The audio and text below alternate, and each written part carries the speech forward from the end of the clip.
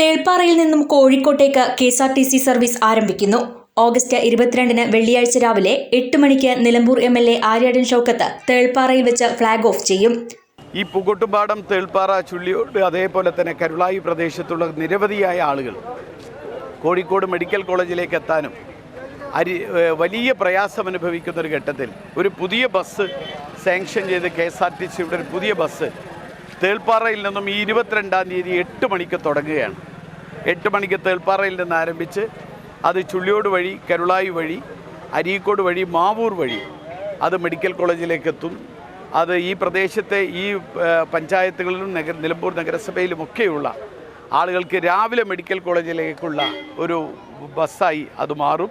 അതിന് 22-ാം തീയതി രാവിലെ 8 മണിക്ക് അത് തേൾപ്പാറയിൽ വെച്ച് അതിനെ ഫ്ളാഗ് ഓഫ് നിർവഹിക്കുകയാണ്. തിരിച്ച് 11:30 കോഴിക്കോട് നിന്ന് മഞ്ചേരി വഴി ഉച്ചയ്ക്ക് 1:55 നിലമ്പൂരിലേക്ക് എത്തുന്ന രീതിയിലാണ് ബസിന്റെ സമയക്രമം. KL71 news, Pookkottumpadam.